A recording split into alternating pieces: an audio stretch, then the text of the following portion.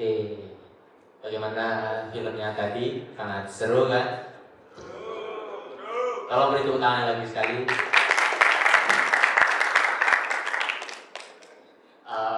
Setelah kita menonton film ini, kita akan memasuki sesi pembahasan, yakni sesuai dengan tema kita, yaitu hobi dalam ide berkarya. Kenapa sih kita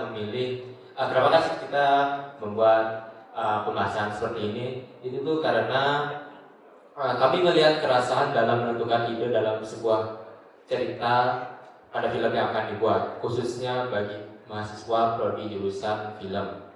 Dan banyak yang bingung ide seperti apa sih yang ingin mereka angkat dan atau kembangkan. Biasanya ide-ide yang akan mereka angkat itu pasti gak berhubungan jauh dari apa yang mereka suka atau yang mereka tertarik gitu. Dan karena itulah kami mendatangkan Kak Helda sebagai narasumber, karena Kak Helda memiliki ketertarikan dalam bidang bela diri, dan di setiap filmnya pasti ada unsur action atau bela diri ya. Dan maka dari itu kita akan menggali informasi tentang bagaimana sih cara Kak Helda yang memiliki ketertarikan dalam dunia bela diri bisa mengembangkan hal tersebut. Untuk itu, sebelum masuk ke sesi pembahasan, seperti kata pepatah, tak kenal maka tak sayang. Oke, kita akan membacakan profil karakter dari Kak Helda. Kak Helda merupakan seorang film director lulusan ISI Denpasar. Kak Helda juga aktif sekali membuat karya-karya yang mengagumkan. Salah duanya itu tadi film Ampara dan Menjaguran. Dan fun fact-nya, film Ampara ini memenangkan banyak sekali penghargaan dan juga mendapatkan penghargaan di ajang festival film internasional. Dan oke, kita langsung masuk ke dan jadi di sesi kali ini kita akan menanyakan beberapa pertanyaan kepada Kak Helda. Oke, langsung kita masuk aja ke sesi pertanyaan yang pertama. Seperti yang kita ketahui bersama, kalau Kak Helda itu kalau membuat film itu suka sekali dengan genre action gitu. Kita ingin bertanya, kenapa sih Kak Helda itu memilih banyak sekali mengangkat film-film yang bergenre action gitu, Kak? Oke, halo semua, salam kenal. Kalau kenapa suka genre action? Kalau suka banget sebenarnya semua genre aku suka, semua jenis film suka. Kalau alasannya kenapa film action yang dibuat, mungkin kalau film action yang dibuat, pertama kalau buat film kita angkat sesuatu yang gak dekat sama kita kan, memperumit diri kita sendiri ya.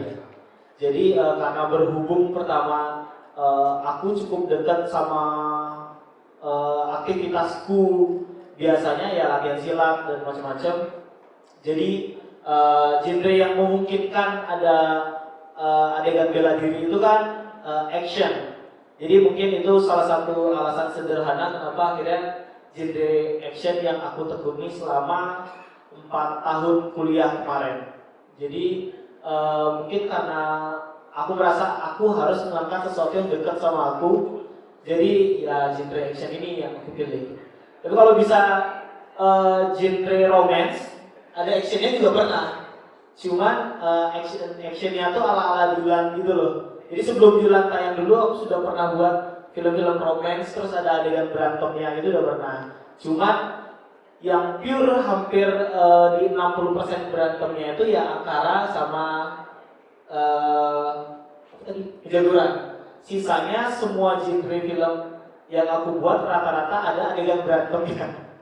Karena kayak aku cukup dekat dengan emosional itu kan macam-macam ya. Ada dengan cara menangis, ada cara macam-macam lah.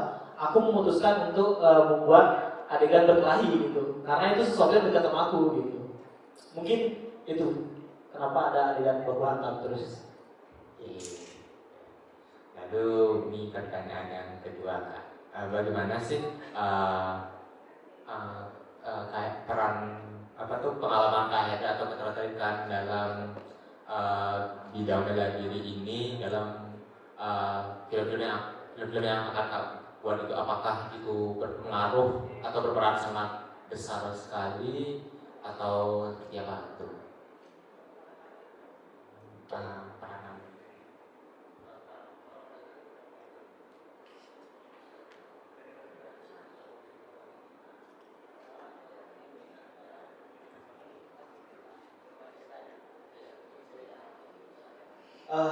Kalau gimana hobi atau minat dalam menentukan sebuah ide cerita,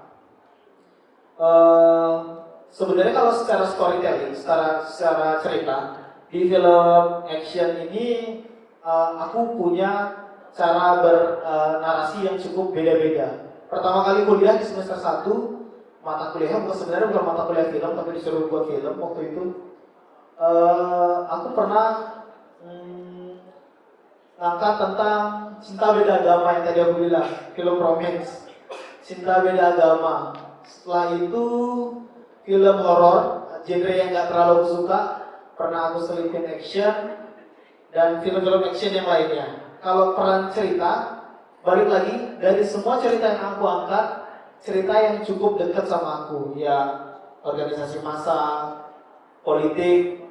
Film romance itu sebenarnya nggak pure romance yang kayak Dilan yang cengeng, lebih ke cinta beda agama. Di sana makanya ada logis dibuat adegan perkelahian. Kurang lebih kalau secara cerita atau storytelling itu bisa dari cerita manapun yang mau diangkat, dan aku selalu mencoba mengaplikasikan dengan genre action. Lebih ke situ aja sih. Jadi kayak di kampus kan juga tidak pernah membataskan aku untuk berkarya dulu ya, nggak tahu sekarang. Sekarang kan dosennya banyak yang beda ya. Kalau dulu tuh kita nggak pernah dibatasi. Dulu mau aku suka action, mau suka apa, tuh nggak terlalu dibuat jadi sekaku mungkin gitu. Jadi kita cukup fleksibel untuk menentukan cerita kita mau dibawa kemana gitu. Meskipun kayak aku nih 4 tahun ada selalu adegan action, tapi sah-sah aja kalau storytellingnya logis dibuat ada adegan berantem kayak gitu. Jadi ke situ aja sih. Untuk pertanyaan selanjutnya, ketika kakak menentukan ide cerita, apakah kan biasanya kan setiap tahun itu masih ada trennya kayak tren film, di bulan ini tren film horor, di bulan ini tren film romance. Nah, apakah itu mempengaruhi kakak dalam menentukan ide cerita? Tentu enggak. Karena sebenarnya kayaknya bukan cuma aku. Karena kita ruang lingkupnya di Bali, teman-teman Bali. Kita kan nggak mungkin buat film karena tren. Kenapa? Karena industri kita di Bali itu belum jalan, belum terbuka, belum banyak filmmaker yang jualan filmnya kan. Jadi tentu sebanyak apapun tren film di Indonesia, kita pasti nggak akan pernah bisa ngikutin kayak gitu loh. Why? Yang pertama kita pasti angkat sesuatu yang dekat sama kita. Kalian pasti juga ingin melatih skill apa sih yang kalian punya di ruang lingkup tim atau secara personality gitu loh. Itu yang membuatku rata-rata mau bulan apapun bodo amat. Nggak peduli film apa yang lagi rame. Karena kebetulan kalau di film-film ini referensinya bahkan referensi film-film yang beberapa tahunnya itu sudah tayang. Jadi bukan film-film yang fresh. Contoh Ankara itu lahir diproduksi tahun 2018, rilisnya baru 2019. Di zaman itu referensi film kita itu ada The Raid ada beberapa tahun sebelumnya, ada Deadpool beberapa tahun sebelumnya. Di situ secara editing kita ada referensinya dari Wiro Sableng, itu ada beberapa tahun sebelumnya. Jadi kita nggak pernah menggunakan film-film fresh sebagai referensi kita. Why? Karena yang kita buat kan film pendek nih, bukan film untuk jualan. Jadi kita nggak pernah berpikir penonton akan lebih suka film yang ini, itu nggak pernah sama sekali. Karena kita nggak pernah mencari audiens. Kalau audiens suka sama film kita, syukur alhamdulillah. Kalau enggak ya nggak apa-apa gitu loh. Yang penting aku sama tim Intinya nggak pernah berbohong waktu berkarya, nggak pernah membuat sebuah karya untuk orang lain. Yang pertama yang kita puaskan diri kita sendiri dulu. Setelah kita puas minimal yang kita rancang itu sampai di kategori 80%, ya kita udah puas baru kita lempar ke penonton. Tanggapan penonton seperti apa, ya itu balik lagi ke mereka gitu. Karena ada orang punya seleranya beda-beda gitu. Jadi lebih ke situ sih. Jadi nggak pernah sih kita ngikutin tren sama sekali. Sama sekali. Oke. Dan ini untuk pertanyaan terakhir nih Kak. Pesan Kakak nih untuk kita para mahasiswa film untuk menentukan ide cerita atau untuk membuat film itu bagaimana Kak? Tentang menentukan ide cerita gitu. Ya.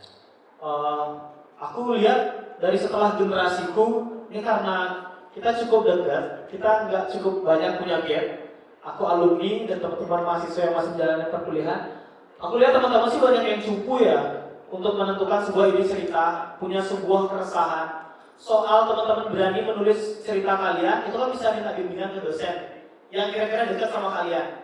Itu alasannya kalian harus pilih ini siapa dosen yang bisa membimbing, yang mana bisa membantu kalian menuju apa yang kalian inginkan. Kayak gitu. Dalam menentukan sebuah ide cerita, banyak kan teman-teman aku maunya kayak gini kak, aku mau kayak gini. Cuman tongkrongan di meme itu, tongkrongan kalian di meme itu nggak bisa kalian pakai waktu kalian jadi anak film. Itu sih kayak cuma tongkrongan karyawan yang lu aja gitu loh. Oh, dosen yang ini sampah lu. Boleh, nggak masalah di meme itu cuma keluhan. Tapi ketika kalian mau buat berkarya, ketika kalian mau berkarya, coba deh kalian introspeksi. Kalian tuh kuliah cuma 4 tahun bro, atau 3,5 yang sekarang bahkan. Itu sangat singkat. Kalian punya fasilitas yang banyak, meskipun kalian bilang di kampus nggak punya alat, ya kan? Rata-rata pada bilang kayak gitu. Tapi kalian punya fasilitas untuk pertama kalian bisa minta tolong sama talent, bisa gratis. Ketika kalian udah lulus nggak bisa kalian dapat talent gratis, semua tuh bayar bro. Lokasi syuting, sekarang bisa kalian nego, saya mahasiswa, mohonlah bantuannya. Ketika kalian udah lulus, semua lokasi itu bayar bro. Termasuk aku ketika bantuin teman-teman mahasiswa, ketika produsernya aku, semua itu dia bayar. Karena aku udah gak mahasiswa lagi. Bawa nama Mahatma Picture, bantuin teman-teman S1, S2 untuk produksi film. Karena bawa nama Mahatma, akhirnya lokasinya harus bayar. Jadi fasilitas-fasilitas itu yang kalian mungkin gak akan ketemu lagi. Kalian cuma punya kesempatan 3,5 tahun untuk membuat yang namanya portfolio. Kalau mau balik modal, jujur aku 4 tahun kuliah buat film, bayar UKT, bayar tugas-tugas yang lainnya semua balik modal. Karena selama 4 tahun itu aku sangat maksimalkan untuk membuat portfolio yang sangat baik menurutku di versi tahun itu. Kurang lebih kayak gitu. Jadi ini kalau ketika teman-teman punya sebuah ide cerita, jangan biarin orang lain yang bahkan gak ada pengaruhnya dalam hidup kalian, misalnya tim gitu loh, yang sebenarnya gak mau support kalian selalu, mengganggu portfolio kalian atau tujuan kalian untuk mencapai suatu hal gitu loh. Sekali lagi, fasilitas itu cuma kalian bisa terima 3,5 tahun untuk memperbaiki semuanya. Menurutku seperti itu, jadi jangan teman mahasiswa yang mengganggu gitu. Dosen sekalipun, contoh film Angkara, itu gontok-gontokan kok sama 7 dosen praktika, itu film tugas praktika terpadu. Kita gontok-gontokan di situ, kita debat di situ. Soal aku dapat nilai C, D, dan yang lainnya, aku gak peduli soal itu. Intinya argumentasiku, apa yang aku buat bisa aku pertanggungjawabkan. Meskipun ada ya, kisah pilu di balik film Angkara itu contohnya waktu itu telat ngumpul filmnya, sedangkan aku ngotot nih, pokoknya film yang harus diproduksi itu aku harus action. Ngotot nih, tapi aku gak punya device. Waktu itu hitungannya miskin banget pokoknya waktu jadi mahasiswa. Sekarang miskinnya lebih parah lagi gitu. Nah, jadi waktu itu miskin banget lah pokoknya, aku gak punya device, aku gak punya kamera, itu gak pakai kamera 6500 dengan lensa seadanya. Kalau kalian lihat gambar wide, itu lensa kit, lensa bawaan. Ya kalian tau lah itu lensa bahkan untuk buat video di zaman sekarang ini udah gak kambuh berusaha iPhone. Jadi gak punya alat banyak, gak punya device untuk edit yang proper, tetap ngotot. karena aku rasa ide itu harus aku kerjain gitu loh. Sukses gak sukses itu urusan nanti. Aku ngotot intinya. Kalau teman-teman sekarang kan sudah FP3 dan macam-macam tuh ya. Mantap-mantap lah kalau kuliah syuting gitu loh. Jadi masalahnya kan bukan di biaya lagi kan gitu loh. Jadi untuk di tahun-tahun itu kita banyak lah konfliknya masalah di biaya, budget, SDM. Waktu itu belum banyak teman-teman mahasiswa atau alumni yang kerja di industri itu belum banyak, baru 1-2 orang gitu loh, kayak Pak Mandet gitu, mungkin Kak Dode gitu loh. Baru beberapa banget, kalau sekarang ternyata udah semua di industri gitu kan. Di saat itu kita ngotot ide ini harus diproduksi, nggak peduli kayak gimana. Ketika gagal, tentu tim angkara diketawain. Ini tim yang songong, yang kerasa bahwa ini film bisa meledak, bla bla bla bla bla bla. Akhirnya filmnya chaos. Ini film intinya telat waktu penilaian. Ini film, contohnya kayak misalnya hari Senin di jam 11 maksimal film itu harus dikumpul, harus ditayangin ke 7 dosen pembimbing praktika. Ini film belum selesai grading karena nge-lag ya. Nge-lag, terus waktu ekspor kita nggak ada device untuk ekspor. Setelah ngedit yang kalian lihat editing di tahun itu ya lumayan lah, prosesnya ada usaha kita lumayan banyak. Itu kita nggak punya device, nggak punya sama sekali. Diketawain sama 7 dosen, nggak ada satupun yang nggak ketawain. Tapi kita pelan-pelan, kita coba cari akses ke teman-teman yang lainnya, teman-teman mahasiswa, kita pinjam device-nya untuk ekspor dan yang lainnya. Akhirnya kita dikasih kesempatan untuk nayangin film lagi sekali, dan penentu film Angkara itu bahkan akhirnya bukan cuma dosen gitu. Kita diminta kalau kita mau lulus di mata kuliah praktika, kita diminta buat kuesioner. Jadi jatuhnya di satu angkatan itu harus melempar kuesioner ke beberapa penonton. Waktu itu kita screening di Bentara Budaya pertama kali dengan sekitar 600 penonton. Kita dapat feedback yang baik, baru dapat nilai. Memang nggak segampang itu untuk memperjuangkan sebuah ide atau idealis kalian. Itu sangat susah, ada resikonya, harus ada sesuatu yang harus kalian bayar dibalik itu semua. Tapi percayalah, jangan sampai kalian menyesal setelah lulus. Udah nih lulus aja, terus kamu nggak bisa apa-apain sekarang, segini aja skillku. Ya itu salah kalian. Selama 4 tahun, selama 3,5 tahun kalian berproses, ya kalian nggak memperjuangkan ide kalian, ya itu salah kalian. Itu bukan salah kampusnya. Kalau bilang salah kampusnya, ada kok alumni yang kerja di industri, ada kok alumni yang punya PH, ada alumni yang punya bla bla bla bla bla, sudah terbukti kan gitu loh. Kalau waktu itu belum ada, waktu itu lulusan baru angkatan 13 ya. Kalau sekarang kalian udah banyak gitu loh. Jadi kalian nggak bisa ngejudge kampus doang.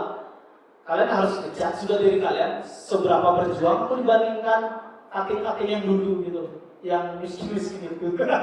Iya kayaknya sih mungkin kalau soal ini harus diperjuangkan. Jadi soal di debat dosen, kalau argumentasi kalian benar, tentu pasti terima. Perjuangkan diri kalian. Beri tepuk tangannya. Yang tadi sekali informasi yang disampaikan oleh Kak Herda tadi. Untuk selanjutnya kita akan lanjut ke sesi tanya jawab untuk moderator. Oh saya. Oke. Untuk itu ada yang ingin bertanya? Oke. Langsung. Oke, kita datang. Kita dapat pertanyaan dari Abang Dika.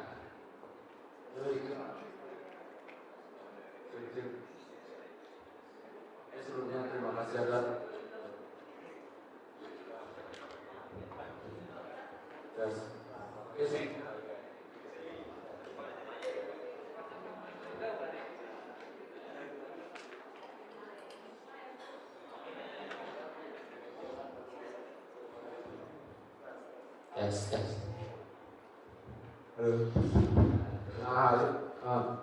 Terima kasih atas waktu yang telah diberikan kepada saya. Saya Mahardika dari FTV angkatan 2023. saya ingin melontarkan pertanyaan ke Kak Herda selaku cutting di Denpasar. Jadi pertanyaan saya, tadi kan saya udah nonton film Angkara dan Menjagoran ya. Saya lihat tadi temponya cepat, action komedi ya saya lihat juga tadi. Pertanyaan saya, gimana sih cara buat film action komedi, cara nge-build up kayak ngomong-ngomong itu cepat ke berantemnya tuh. Tadi saya nonton cepat banget build up ke berantemnya tuh. Itu aja. Mahardika tadi. Mahardika. Oke, Mahardika. Sebenarnya soal action mungkin bisa soal action.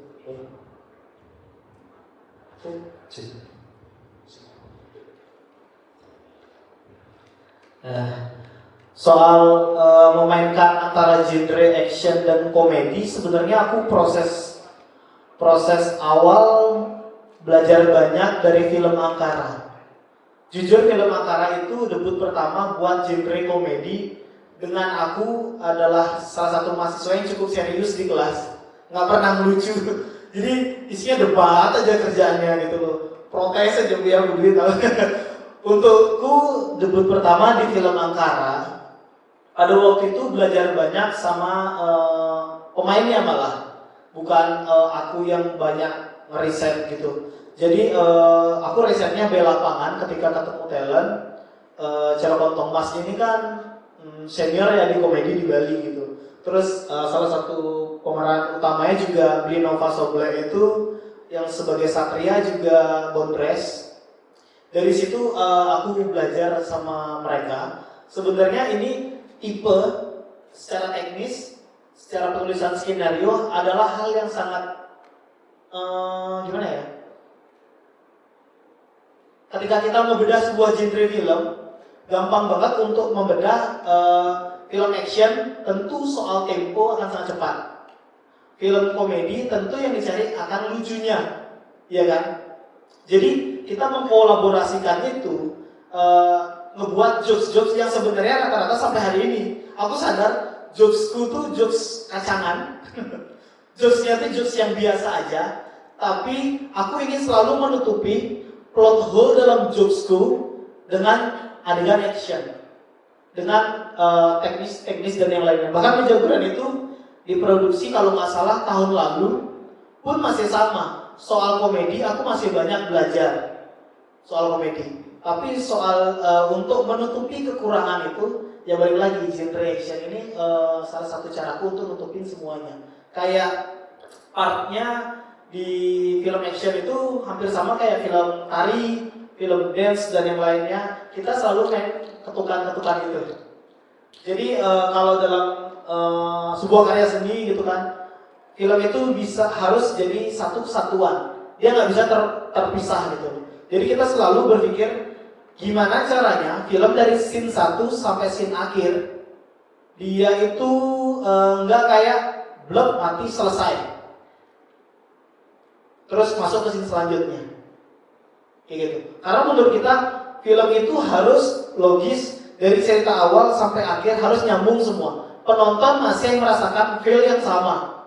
Kita berpikir seperti itu. Meskipun kita dari scene 1 ke scene 2 ada black screen gitu. Biasanya kan teman-teman yang start pakai black screen, tapi dia pikir black screen itu untuk menutupi semuanya. Nggak bisa kalau kita nggak main dengan cara visualnya bakal dibuat seperti apa, audio transisinya.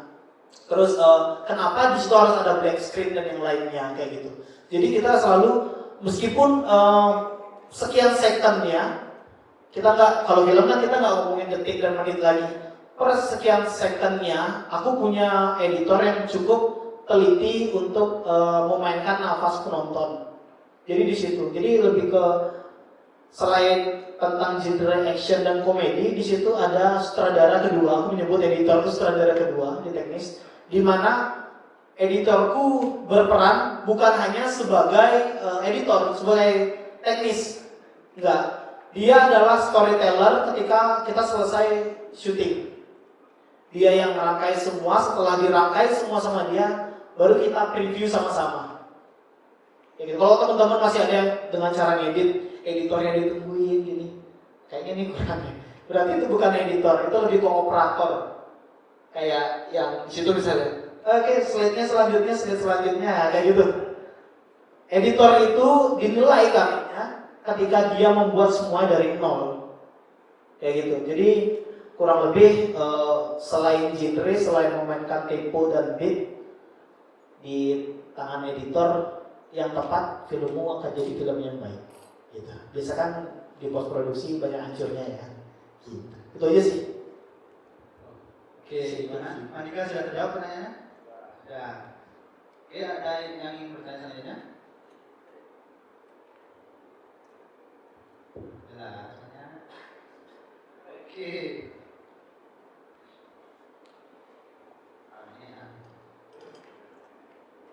Silahkan Bang Radit. Selamat siang, perkenalkan nama saya Raditya. Di sini saya akan bertanya Kak sebagai orang yang belum pernah buat film action. Saya penasaran dengan gimana sih cara Kakak tuh buat membikin koreografi. Gimana sih cara Kakak untuk membuat adegan pertarungan itu biar epic gitu Kak, kayak misalnya fightnya hand to hand itu biar kelihatan realistis gitu Kak, biar nggak nyambak rambut terus mukul tuh biar nggak gitu. Oke, thank you Radit. Untuk koreografi yang pertama itu sama kayak balik lagi tari, dance atau apapun lah itu. Di action koreo itu kebetulan koreografer aku juga. Yang pertama aku bilang itu soal jam terbang. Karena untuk waktu awal aku sebagai cuman atlet pencaksilat pun waktu itu bekerja di Jakarta, buat koreografi nggak masuk di visual gitu loh. Jadi actionnya terlalu kaku gitu. Yang pertama aku bilang itu jam terbang. Dan yang kedua soal membuat koreografi buat teman-teman di sini. Tentu aku tahu di sini nggak ada mata kuliah tentang koreografi tari, action atau apapun gitu loh. Nah, cerdas-cerdasnya teman-teman aja untuk menemukan koreografer yang paham adegan action. Kayaknya di Bali nggak banyak, karena memang produksi film di Bali kan nggak yang sebanyak apa juga gitu loh. Kalau di luar Bali banyak gitu loh. Dulu aku belajar sama teman-teman di Jakarta soal koreografi. Intinya teorinya balik lagi sama aja semua teori. Kalau film fiksi buat serealis mungkin, tergantung kebutuhan film ya. Kalau filmnya realis, ya tentu semua tuh harus dibuat seril mungkin gitu loh. Yang pertama itu soal koreo, tentu kalau cuma buat adegan berantem live, kita ngomongin tata panggung kan. Teman-teman harusnya ketemunya di mata kuliah dramaturgi. Untuk tata panggung kita akan ketemu soal sudut pandang. Sudut pandang kepada siapa kita, kepada penonton yang mana kita akan memperlihatkan adegan yang real tersebut, dan kepada penonton mana kita harus nutupin kesalahan tersebut. Karena itu masalah sudut pandang. Contoh adegan pukulan. Kalau kalian pengen membuat terpesona penonton yang sebelah sini, tentu secara framing, secara posisi, secara pola langkah, kalian berikan sesuatu yang intinya membuat spesial yang sebelah sini. Begitu juga kalau ingin mempertontonkan adegan tersebut ke penonton yang sebelah sini. Itu yang pertama, secara teori sederhananya aja. Terus untuk adegan pukul, tendang dan yang lainnya, itu tentu perlu training untuk pemain. Untuk film Ankara itu cukup lama latihannya, sekitar 2 bulan, karena pemainnya belum bisa, nggak punya basic bela diri. Dia cuma komedian dan dia hanya seniman. Jadi untuk action dia di olahraga sangat jarang lah gitu. Terakhir olahraga yang pemainku ikutin itu main enggrang, tau gak sih? Ajo menurut sebaliknya gitu. Jadi memang gak ada basic sama sekali. Jadi kita harus latihan dulu selama 2 bulan untuk latihan action. Begitu juga film Menjaguran cuma sebulan karena rata-rata sudah bekerja pada waktu itu. Itu yang pertama, menemukan pemain yang tepat secara koreografi, koreografi di film akan epic ketika kalian menemukan DOP yang tepat. Karena beratnya dalam film action itu ya balik lagi sudut pandang tadi. Kalau dramaturgi kalian bisa pilih mau ke penonton yang ini apa penonton yang ini kan. Kalau secara dramaturgi kalian tinggal mainin lebih condong ke penonton kanan atau penonton kiri itu bebas terserah kalian. Kalau di film enggak, kalian harus membuat semua penonton itu jadi puas. Karena sudut pandang film kan cuma satu. Jadi ya DOP, ya sutradara harus sangat memahami kebutuhan koreo yang harus ditampilkan pada saat itu juga. Jadi pertama selain koreografernya, selain pemainnya, ya DOP.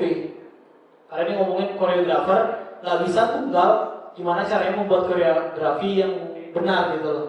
Kalau koreonya doang mah, balik lagi kalau dia nggak diaplikasikan ke film, ya susah gitu loh. Karena koreografi tetap harus ngomong sama DOP, harus diskusi sama sutradara. Jadi nggak bisa sendiri-sendiri doang kayak gitu loh.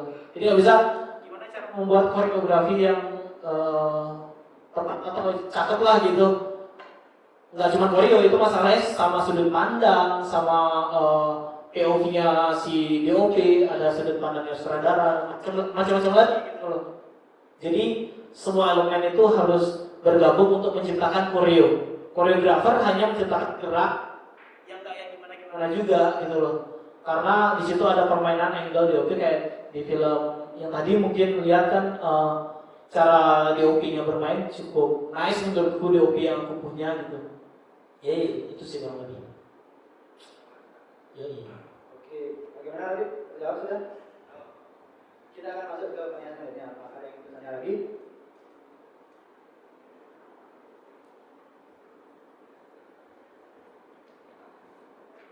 Ayo.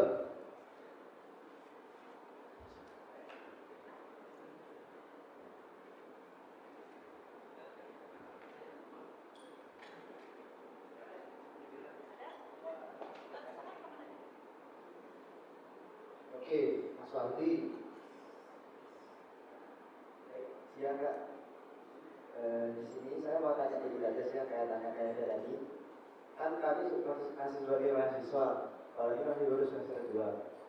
Itu gimana sih cara kami maksimalin portofolio kami itu versi Kak Helda gimana dulu? Kak Helda dulu. Oke, thank you. Soal portfolio, sebenarnya nggak semua tugas itu bisa dijadikan portfolio. Tapi kalau kalian mau, semua tugas bisa aja jadi portfolio. Intinya pilih, kan ada di film televisi ini yang aku tahu, teman-teman tuh terpecah jadi beberapa bagian. Pertama film fiksi, film dokumenter, terus anak TV. Anak TV ini lebih ke videografi biasanya. Jadi dari awal aja mau fokusnya kemana gitu. Kalau aku jujur sudah menentukan itu dari semester awal banget gitu loh. Aku suka film fiksi gitu. Jadi fokusnya di sana aja terus. Ketika ketemu mata kuliah produksi TV, konsepnya aku belajar. Aku nggak perlu men-challenge yang aneh-aneh gitu loh. Jadi ya aku intinya belajar gimana sistemnya produksi TV. Karena ya jujur aku bukan dari SMA film, aku bukan orang yang masuk isi Denpasar langsung punya basic film. Aku belajar film itu dari nol tentang teori film, tentang cara berproduksi yang baik dan benar gitu. Itu dari isi Denpasar gitu. Jadi di produksi TV, ya aku belajar gimana caranya yang benar aja kerja. Minimal suatu saat ketika aku nggak dipakai lagi di film, aku bangkrut gitu misalnya, ya aku bisa kerja di TV minimal gitu loh. Jadi punya ilmu itu. Aku selalu berpikir seperti itu karena aku takut miskin kan. Jadi di part mata kuliah dokumenter pun sama. Aku nggak mau mempusingkan mata kuliah dokumenter bukan karena nggak suka dokumenter, karena aku cenderung pengen dikenal sebagai sutradara film fiksi gitu loh. Jadi untuk apa aku mikirin sesuatu yang nggak harusnya aku pikirin gitu loh. teman-teman kan terlalu ambisius boleh, tapi kan harus pilih yang mana nih harus kalian ranah kalian gitu loh.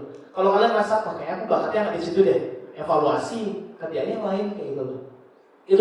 Itu yang pertama, langkah pertama, tentukan kalian mau dikenal sebagai apa dulu. Jadi lebih ke personal branding sih jadi ya. Lalu di selain film Angkara sebelumnya pun, meskipun film-film yang aku buat masih jelek gitu pada waktu jadi mahasiswa, pede aja gitu loh. Karena tugas waktu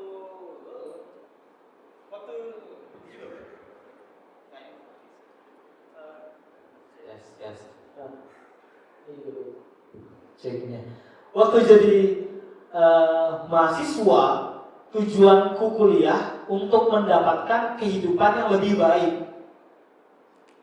Jadi bukan kuliah biar pinter film, biar paham produksi TV doang, enggak. Tujuanku biar aku mendapatkan sebuah kehidupan yang lebih baik dari sebelumnya. Sebelumnya baik, tapi aku di dunia gelap gitu loh. Bagiku sinetron itu adalah dunia yang gelap gitu loh. Aku ada di sinetron dulu baru kuliah soalnya. Jadi sinetron itu adalah dunia yang gelap, dunia yang jahat gitu. Jadi balik lagi soal memperjuangkan portfolio. Buat sesuatu seserius mungkin, semenurut kalian seepik mungkin. Nggak harus ngikutin pasar juga enggak, tapi kira-kira yang kalian buat ini layak nggak diberikan ke calon orang yang akan naik portfolio kalian nanti. Pertama kali bekerja di bidang produksi, kalau wedding itu kan nggak bisa dibilang produksi ya. Wedding dokumentasi itu nggak bisa dibilang produksian yang standarnya mahasiswa enggak, karena konsepnya pasang memori, pasang lensa, ambil shot itu tuh kayak nggak perlu kuliah juga bisa.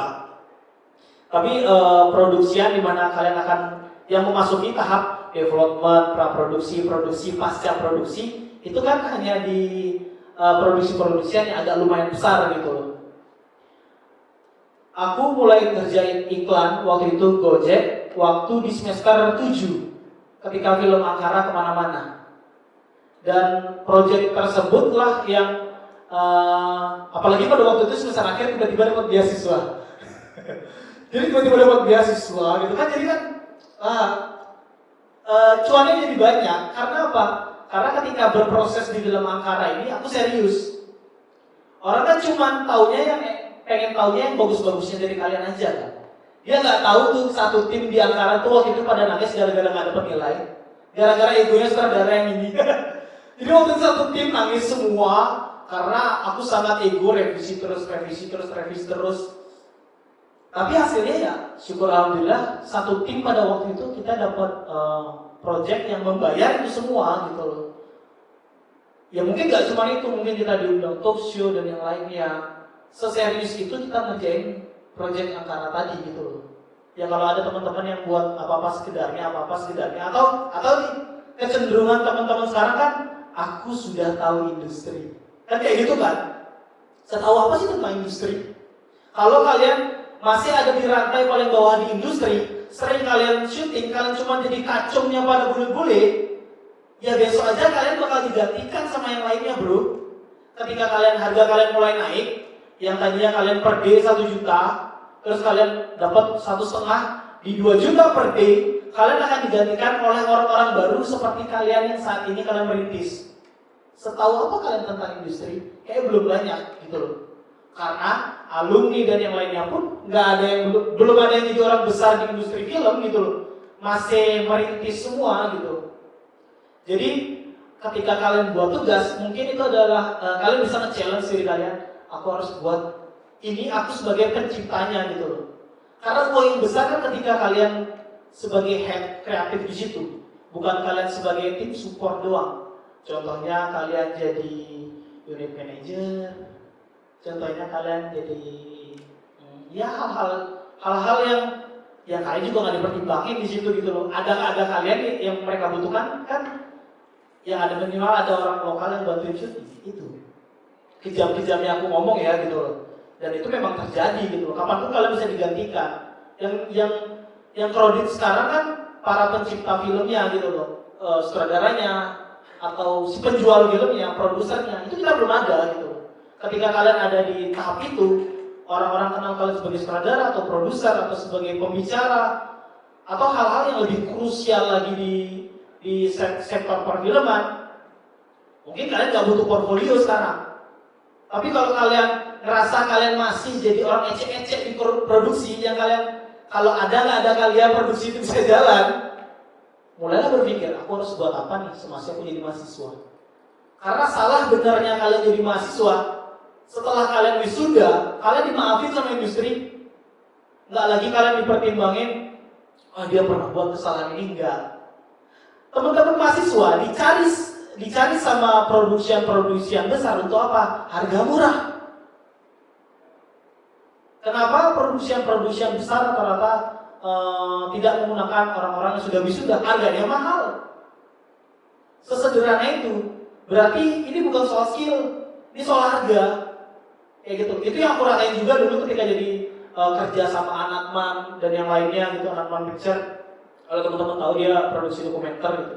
Dulu pernah sama Kak Mandet juga ngerjain itu iklan Gojek kalau nggak salah. Itu masih jadi proyek ecek gitu loh. Ada kalau nggak ada aku produksian itu jalan gitu loh. Di saat itulah ya tugasku ketika masih jadi orang ecek-ecek di situ ya belajar loh. Gini cara produksi film dokumenter dan yang lainnya itu kalau nggak salah di semester 4 kalau nggak salah pernah kerja di industri tapi nggak pernah aku merasa industri banget orang itu nggak pernah gitu. Jadi balik lagi kalau teman-teman merasa hari ini kalian di industri jadi orang yang kalau ada nggak ada kalian produksi yang itu bisa jalan, mulailah kalian buat portfolio yang serius yang sesuai apa kalian ingin dikenal sebagai apa dulu nih. Kayak gitu, kalian breakdown, belajar personal branding. Sekarang kan di YouTube banyak banget tutorial kayak gitu. Kalau di zamanku waktu itu host wifi isi Denpasar masih susah, nggak tahu sekarang. Dulu nyari tutorial tuh susah banget. Jadi susah banget. Kalau sekarang kayaknya ya kota murah-murah banget dibandingkan zaman itu gitu loh. Jadi kalian bisa riset tentang tutorial tentang personal branding, portfolio dan yang lainnya. Intinya tugas itu bisa nganterin kalian mendapatkan job yang cukup besar. Itu sih dariku. Jadi buatlah portfolio bro. Mantap. Itu aja sih. Thank you. Oke, sudah menjawab. Ya,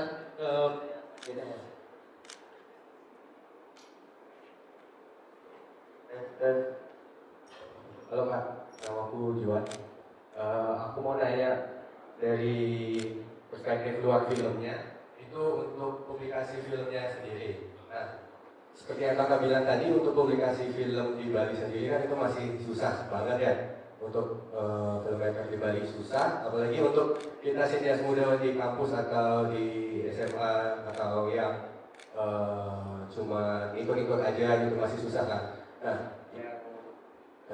yang ingin aku tanyain sih maksudnya dari pengalamannya Kakak itu film yang udah pernah Kakak buat publikasinya kemana, atau ada saran bagi kami yang masih baru mulai ini kita harus mulai dari mana atau buat apa gitu Kak? Oke, makasih. Oke, mantap Juan. Kalau dulu waktu jadi mahasiswa, kalau jujur sekarang setelah jadi mahasiswa, aku jarang submit film. Kenapa jarang? Karena bukan nggak perlu prestasi, lebih ke nggak ada waktu untuk submit masalahnya. Karena submit masih cukup rumit untuk di Indonesia. Sebenarnya satu-satunya panggung teman-teman mahasiswa kan hanya festival film. Lebih ke apa lagi sih kalau nggak festival film? Jualan tiket aku pernah coba. Dulu sempat rugi lumayan. Itu produksi teman-teman TA, terus kita coba jualan filmnya. Kira-kira menguntungkan nggak ya gitu? Minimal tarik modal nggak ya? Ternyata nggak. Kalau jualan tiket film pendek di bioskop ternyata ruginya sekitar 50 lebih waktu itu. Itu ada film Kambing Hitam sama Bukan Kupu-Kupu Malang. Tapi it's okay karena pada waktu itu aku udah lulus dan mencoba merambah bisnis distribusi film gitu. Mungkin ke festival film. Kalau festival film pada waktu itu jujur film Antara ini tidak disiapkan untuk didistribusikan ke film festival. Karena sebenarnya yang kita tahu pada waktu itu, film festival itu film-film yang sangat indie banget lah. Filmnya rata-rata kebanyakan pada waktu itu eksperimental. Sedangkan secara yang nonton sangat gampang lah memahami Angkara seperti apa kayak gitu loh. Yang ada di kepala kita, film fiksi adalah film yang susah dimengerti gitu. Film-film festival itu. Tapi kita selalu diganggu oleh senior-senior yang bilang, masa film kalian nggak disubmit ke festival film? Sampai kapan film kalian jadi sampah digital terus kayak gitu? Jadi ketika selalu dipanas-panasin sama alumni pada waktu itu, kita cobalah iseng-iseng kirim ke festival. Bahkan festival pertama kali di film Angkara tuh festival yang diadain sama salah satu kampus yang kampusnya nggak besar-besar banget juga di film gitu loh. Itu kampus Hang Tuah di Surabaya. Pada waktu itu kita sangat bangga ke sana. Kita sangat bangga. Waktu itu tiket kalau dari kampus dapat cuma satu orang aja, sutradara aja. Tapi karena respect persahabatan bro, uang saku itu, jadi kalau di kampus itu dapat uang saku, dapat tiket pesawat untuk datang ke festival film. Di uang saku itu aku pakai untuk nyewa mobil, jadi teman-teman berat aku naik pesawat. Jadi itu pertama kali festival film itu ngirim karena iseng-iseng ada di Instagram. Sekarang kan waktu itu ngerasa Instagram sangat tidak sering upload kayak sekarang gitu loh. Festival film cukup sulit. Pertama kali layar kita di festival di sana. Festival yang biasa aja, bukan festival yang besar. Diskusi di sana pun bukan diskusi film, tentang kita diskusinya malah sosial, tentang hal-hal yang sosial. Tapi medianya film kayak gitu. Kita hanya korban di situ. Setelah itu baru kita ketemu sama teman-teman dari isi Jogja, isi Surakarta ya, isi IKJ. Kebetulan hadir dalam festival itu, disitulah kita sharing. Mulailah kenal sama salah satu web, namanya apa ya? Ada salah satu website di mana kalian bisa distribusiin film kalian di banyak festival. Jadi di sana ada festivalnya pilihannya banyak banget. Ada yang gratis, ada yang bayar. Nah kebetulan Angkara selalu ikut festival yang gratis. Karena apa? Karena kita miskin. Gitu. Itu yang pertama. Jadi nggak pernah kita bayar untuk ikut festival. Kita semiskin itu dulu. Meskipun harganya 10.000 kita mikir-mikir. Jadi website itu masih ada sampai sekarang. Jadi kalian bisa distribusiin lewat website itu film-film kalian. Lebih ke taruhan aja. Kalau menang syukur, kalau enggak ya udah. Lebih ke kayak gitu sih. Terus selain itu, ketika film kalian nih masuk ke festival yang tepat, yang bawa festival kalian ke festival lain bukan lagi kalian, tapi festival tersebut. Dulu mulainya dari Festival Film Surabaya, waktu itu juara 1. Nah, jadi kayak festival 1 dan festival yang lainnya itu sudah membangun sebuah komunikasi. Mereka sudah punya jejaringnya mereka sendiri. Jadi dari Festival Surabaya itu dia yang submit ke festival mana, dia yang submit lagi ke festival mana. Dari festival 1 ini menang di Festival Bandung nih, dari anak-anak ISBI yang buat waktu itu juga, dia share juga ke festival yang lainnya. Jadi kerjanya di awal doang, ketika kalian sudah masuk di festival, sudah dikenal, sudah pernah juara, nanti dibawa-bawa terus gitu. Ya, mungkin itu salah satu alasan kenapa film Angkara banyak festivalnya, bahkan sampai internasional. Ya karena dari mulut ke mulut itu, jadi mereka itu selain membuat penayangan film, siapa yang juara, siapa yang menang kayak gitu, mereka juga ngebantuin teman-teman untuk ngedistribusiin film ke festival 1 dan festival lainnya. Bahkan nggak tahu nih bagus atau enggaknya ya. Bahkan Angkara dan Menjagoran nggak terlalu banyak. Angkara ini banyak kita kurang informasi, ternyata film kita tayang di Danau Toba, film kita tayang di Festival Kalimantan kayak gitu. Ya karena apa? Karena distribusinya lewat festival-festival yang lain itu, komunikasi kita tuh nggak cukup intens itu. Apalagi masih zaman mahasiswa, email masih sering ganti-ganti, nomor WA masih sering ganti-ganti. Oh, Line dulu bukan pakai WA, dulu pakai Line, dikomunikasiin lewat situ masih sering ganti-ganti gitu. Jadi Ya sekali lagi lewat festival film, kayak film pendek gitu loh. Kalau di hal yang lainnya kayaknya belum ada panggung yang banyak buat teman-teman juga gitu. Mungkin kalau memang kalian hanya pecinta film, bioskop art house kayaknya ada beberapa di Bali. Satu di Bali kayaknya di Pes Pasar, festival-festival kecil di mana ruang lingkupnya, screeningnya lebih banyak diskusi dibandingkan nonton pulang kayak gitu. Jadi adalah di beberapa panggung untuk teman-teman gitu. Meskipun nggak banyak. Itu sih kurang lebih tentang distribusi film Angkara. Kalau Menjagoran jujur nggak didistribusikan apa-apa, sama sekali nggak, karena kita untuk syuting aja. Karena ini film yang kita ingin kurang lebih film dimana kita ngeluarin duit gitu loh. Film kerja kan nggak bisa ditayangin di mana-mana gitu loh. Jadi film Menjagoran itu kita ngeluarin duit, kita Bu Dwi juga sponsor kita. Jadi kita sebagai alumni masih suka malah-malahin dosen, Bu bantuin Bu. Kita nunggu dah ditransfer, nah kayak gitu. Jadi film-film yang ngeluarin duit cukup jarang kita distribusiin, karena untuk buat film untuk syuting 2 hari aja kita harus nge-planning waktunya dari 3 bulan sebelumnya. Karena apa? Ya karena kerja itu. Jadi agak susah untuk didistribusikan. Itu kurang lebih. Thank you. Oke, itu dia. Sudah siap? Kita akan nyari lagi satu penanya yang benar-benar. Ayo, satu penanya terakhir. Ada? Oke, sudah tidak ada penanya lagi. Sesi tanya jawabnya. Dan kita lanjutkan ke pertanyaan dari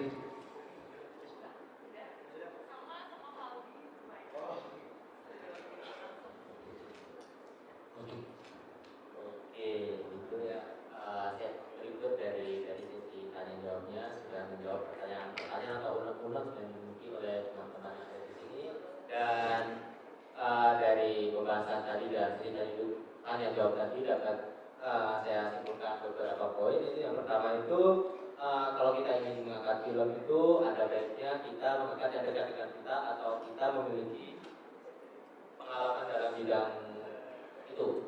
Lalu yang kedua, kita sebagai mahasiswa harus lebih aktif untuk membuat film, untuk membuat film atau portofolio, karena kita sebagai mahasiswa itu banyak diberi banyak kesempatan atau fasilitas dari kampus, seperti kita bisa minjem alat di kampus, masih ada relasi ke dosen, bisa nanya ke dosen atau bimbingan ke dosen.